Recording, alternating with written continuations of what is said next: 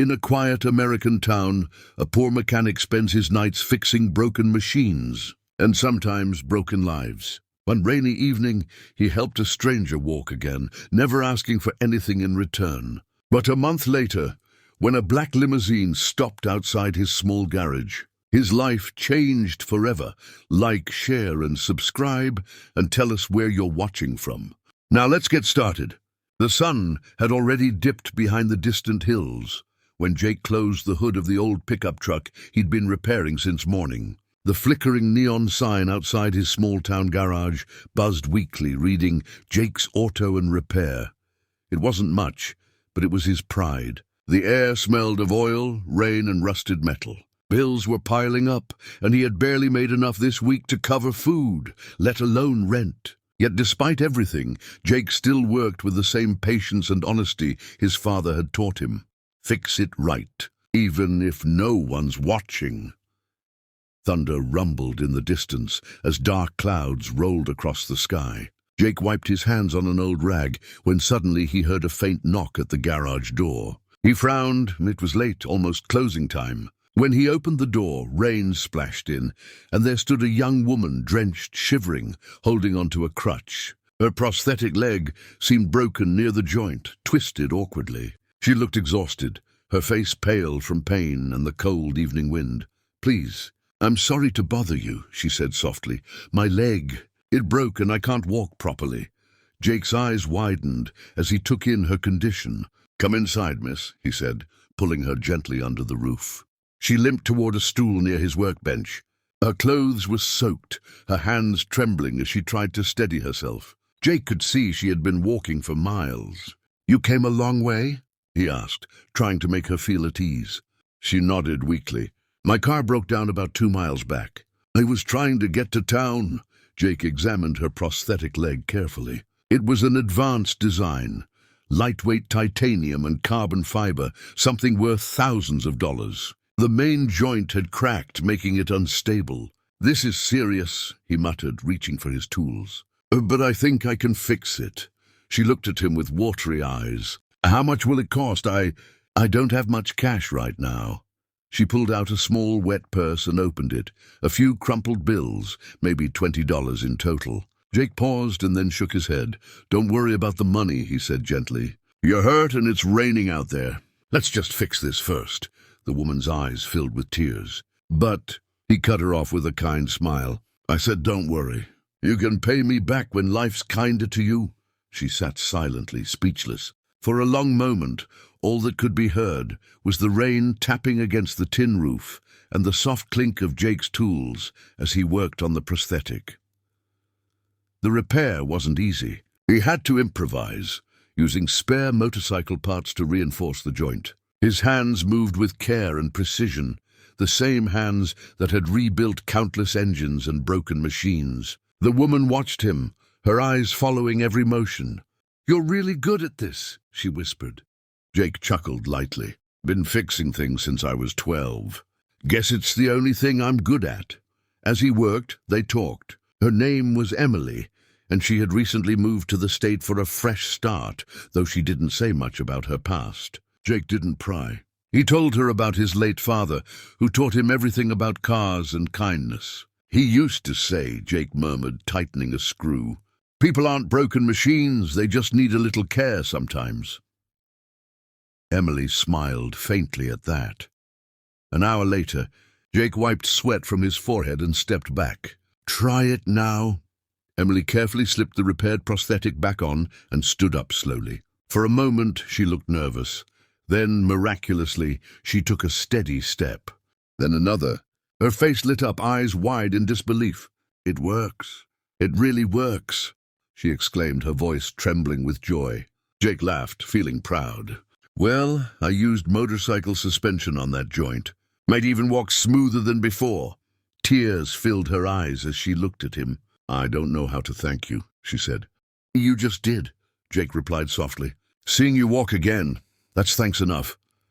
She reached into her purse again, but he shook his head firmly. "Keep your money. You'll need it for a warm meal." She bit her lip, overwhelmed. "You don't even know me," she whispered. Jake smiled gently. "Don't need to. You needed help. That's enough reason.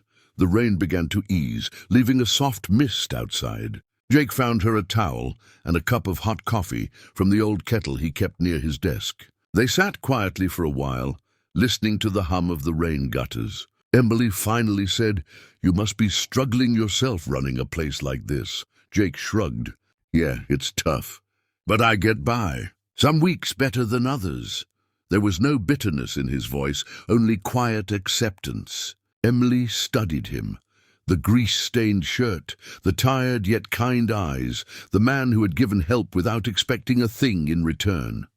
When the rain stopped, Emily stood up. "Thank you, Jake," she said sincerely. "You really don't know what this means to me." He nodded, walking her to the door. "Take care of yourself, all right?" She hesitated at the doorway, looking back one last time. "I'll never forget this." And then she was gone, disappearing into the foggy night, her repaired leg carrying her with confidence into the dark road ahead. Jake stood there for a moment, watching until her figure vanished. Then he sighed, turned back, and began cleaning his tools. The garage was quiet again, except for the ticking clock and the faint hum of the light above his workbench. He didn't know who she really was, didn't care either. All he knew was that he'd helped someone in need, and somehow, that made all his struggles feel a little lighter. Later that night, as he locked up, he noticed a small charm on the stool where Emily had sat, a tiny silver pendant shaped like a heart. He picked it up, turning it in his hand, smiling softly. "Guess she left a piece of her heart behind," he murmured to himself. He didn't know that this small act of kindness, this one rainy evening, would soon change his life in ways he could never imagine. Jake went home to his modest apartment, made himself a sandwich, and sat by the window. The streets were wet and shining under the streetlights. Somewhere in the distance, thunder rumbled again, but inside Jake felt peace. He didn't have money, fame, or luxury, but tonight he had something more valuable, the quiet joy of doing good without reason. He didn't yet realize that kindness, once given, always finds its way back. A full month had passed since that rainy night. The days at Jake's garage blended into one another, filled with the sound of rattling tools, sputtering engines, and the occasional curse word when a bolt refused to budge. Life was the same. Bills still on the table, coffee still lukewarm, and the same worn-out calendar hanging near his desk. Yet something inside him had shifted. Every now and then, he'd remember the drenched woman with the broken prosthetic leg and the soft, grateful eyes that looked at him like he'd done something extraordinary. Business had been slow that week. The town's economy wasn't great, and most people were fixing their cars at home to save money. Jake, however, refused to turn anyone away. If someone couldn't pay, he'd still do the job, sometimes for a sandwich, sometimes just for a thank you. People said he was too soft to survive in business, but Jake didn't care. His father's words still guided him, "Do right by people, and someday life will do right by you."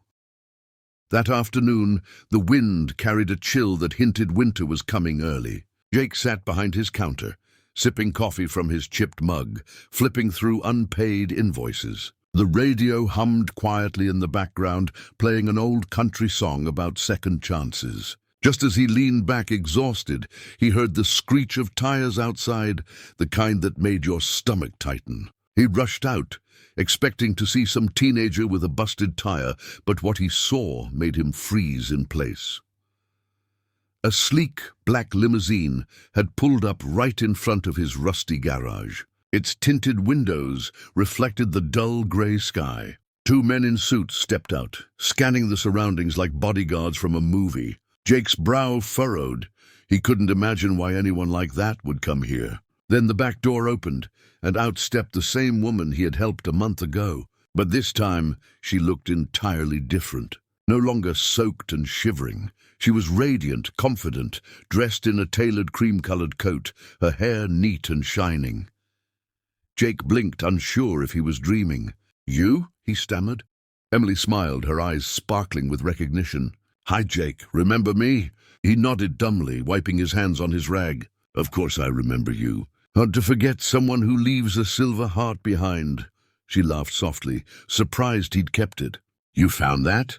He reached into his pocket and pulled out the small charm. "Been keeping it safe," he said with a grin. "Didn't think I'd see you again."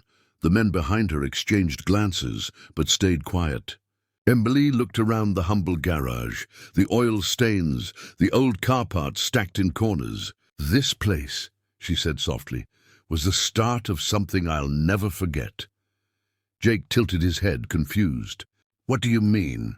She took a step closer, her heels clicking lightly on the concrete floor. "You fixed my leg that night without asking who I was, without asking for anything in return. You didn't know, but that night, I just lost everything that mattered." Jake frowned slightly. "Everything." She nodded. "My father passed away unexpectedly. I was trying to reach the hospital when my car broke down. I walked for miles until my leg broke. I didn't even know where I was going anymore, until I saw your light." Her voice trembled as she spoke. "You didn't see a millionaire or a CEO. You just saw a human being who needed help. No one had treated me like that in years." Jake rubbed the back of his neck, still trying to process everything. "CEO?" he echoed.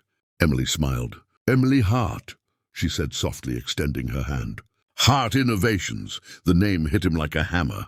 He'd heard of that company, a major manufacturer of prosthetics and medical tech. He'd even once repaired a customer's car who worked for them. "Wait, you run that?" he asked, stunned. Emily nodded gently. "My father founded it. After he died, I inherited everything, but that night, I wasn't thinking like a CEO. I was just lost." For a long moment, Jake didn't know what to say. He just stood there, hands still greasy, staring at the woman who had somehow gone from broken traveler to one of the richest women in the state. "Well," he said finally with a chuckle, "guess I should have charged you more." She laughed, a genuine, joyful sound that filled the whole room. "You don't have to charge me anything," she replied warmly. "In fact, I came here to return the favor." The men in suits opened the limousine trunk and carried out a large envelope and a folder. Emily placed them on Jake's counter.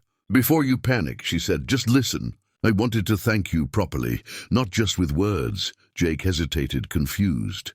"Emily, you don't have to—" "Please," she interrupted gently. "You helped me when you had nothing to gain.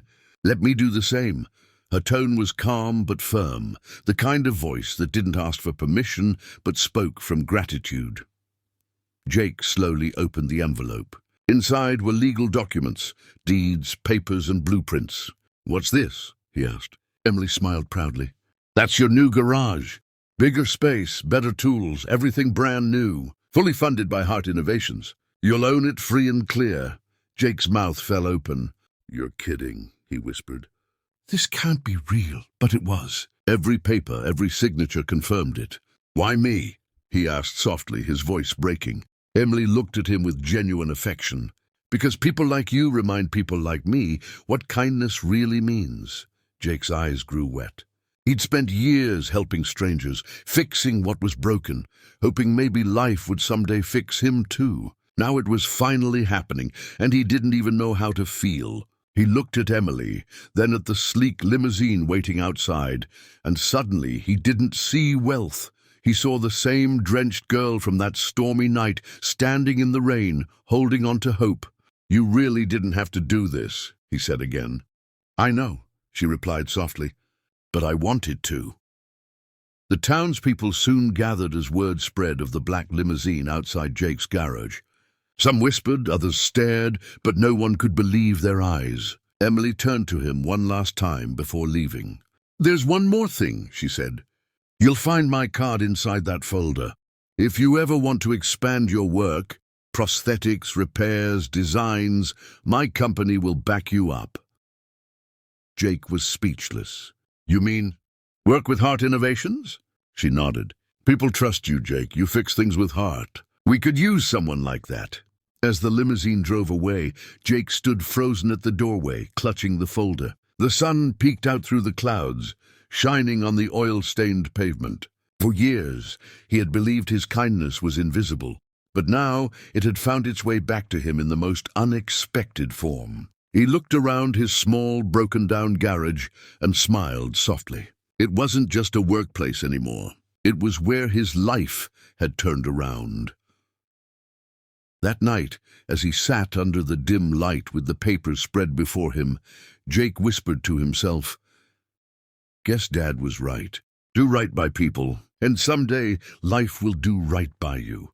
And somewhere in the distance, a silver heart pendant gleamed faintly on his workbench, the little reminder of the moment everything changed.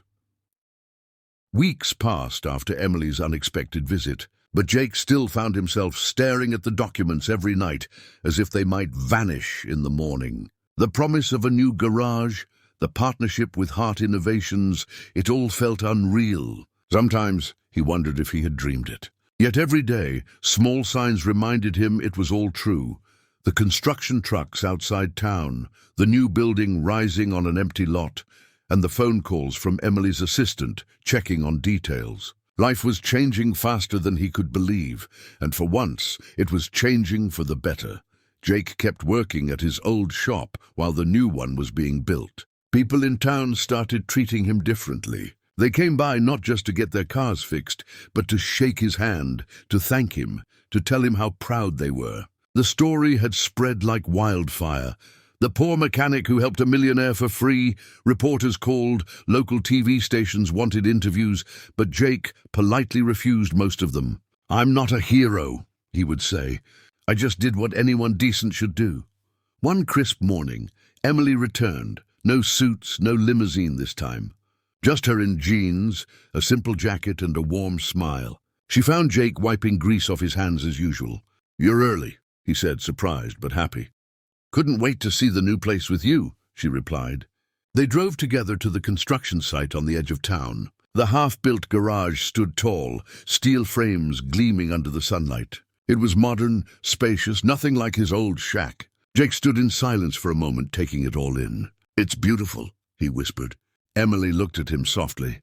"So is your heart, Jake. This place deserves to reflect that." They walked through the unfinished building, talking about ideas. Jake wanted to keep it humble. No flashy signs, no big slogans, just a place where people felt welcome. Emily listened carefully, admiring how genuine he was. "You know," she said, "most people in your position would have turned this into a business empire overnight." Jake laughed. "I'm just a mechanic, Emily. I fix what's broken. That's all I need." She smiled, realizing that his simplicity was exactly what made him extraordinary. Over the next few weeks, they spent more time together. Emily would visit the shop often, sometimes bringing coffee, sometimes just sitting nearby while Jake worked. They'd talk about everything, her struggles after her father's death, his life growing up in the same small town, their dreams, fears, and the strange way fate had connected them. Jake learned that beneath Emily's success was a woman who longed for real connections, not business deals. And Emily learned that beneath Jake's rough hands and grease-stained clothes was a man of rare kindness and peace. When the new garage was finally completed, the entire town gathered for its opening. There were balloons, laughter, and even the mayor showed up to cut the ribbon. Emily insisted Jake be the one to say a few words. Nervously, he stepped up to the small wooden stage, his hands trembling slightly. "I don't really know how to give speeches," he began, smiling awkwardly. "I'm better at fixing cars than talking." The crowd chuckled softly. "But I just want to say this. Life's not about what you have. It's about what you give. A month ago, I fixed something for free. Turns out I was the one who got repaired in return." The crowd erupted into applause, and Emily clapped the loudest. That night, after everyone had left, she stood beside Jake outside the glowing sign that now read Jake's Auto and Innovation Center. "You deserve this," she said quietly. "I didn't do it for deserving," he replied. "I did it because it felt right." She looked at him for a long moment, then said softly, "And that's what makes you different." There was something tender in her voice, something that went beyond gratitude. Jake felt it too, but said nothing. Sometimes silence said more than words ever could. Months passed, and the new garage thrived. Jake hired local workers, trained young apprentices, and even added a small section dedicated to repairing prosthetics, inspired by Emily's leg and their story. It wasn't about profit. It was about helping others who couldn't afford expensive repairs. People came from nearby towns just to meet him, often leaving with their machines fixed and their spirits lifted. His name became known not for wealth but for kindness. Emily's company quietly sponsored his charity repairs, ensuring the shop would never struggle again. Despite her busy schedule, Emily still visited often, sometimes for business, sometimes just to talk. One evening, as the sun dipped low and painted the sky orange, she and Jake sat outside the garage with 2 mugs of coffee. "You know," she said, gazing at the horizon, "before that night I thought kindness was something people pretended to have. You changed that for me." Jake smiled, his eyes soft. "And you showed me that good things do come back, even if it takes time." For a while, they sat in silence, comfortable and peaceful, 2 souls bound by one simple act of compassion. Over time, their bond deepened, not in the dramatic way of fairy tales, but in the quiet, real way that life often works. Emily became more than a friend, and Jake became more than the man who once fixed her leg. Together, they launched a small community program through Heart Innovations, providing affordable prosthetic repairs to veterans and low-income families. They called it the Silver Heart Project, named after the pendant Emily had left behind that night. It became a symbol of kindness shared, a promise that no good deed ever goes unnoticed. Years later, Jake's garage had grown into a regional repair center, known for both auto work and community service. Yet Jake never changed. He still wore the same old jacket, still greeted every customer with the same warmth, and still believed in helping without asking for return. The silver heart pendant hung above his desk as a daily reminder of how one night, one choice, had rewritten his destiny. Emily, now his partner both in work and in life, often joked, "You fixed my leg, Jake, and somehow you fixed my heart too." One snowy December evening, as they closed the shop for the day, Jake looked around the brightly lit garage, filled with laughter and music. "Ah, to believe this all started with a broken leg," he said with a chuckle. Emily leaned against his shoulder, smiling softly. "Maybe it wasn't broken," she said. "Maybe it was just leading me to you." He looked at her, his eyes warm with gratitude. "Guess we both got repaired then." She nodded. "In more ways than one." And as the snow began to fall gently outside, covering the quiet town in white, the sign above the garage glowed softly against the night, Jake's Auto and Innovation Center, where kindness builds miracles. Inside, 2 hearts, one once broken, one always humble, stood side by side, proving that sometimes the smallest act of kindness can rewrite an entire life.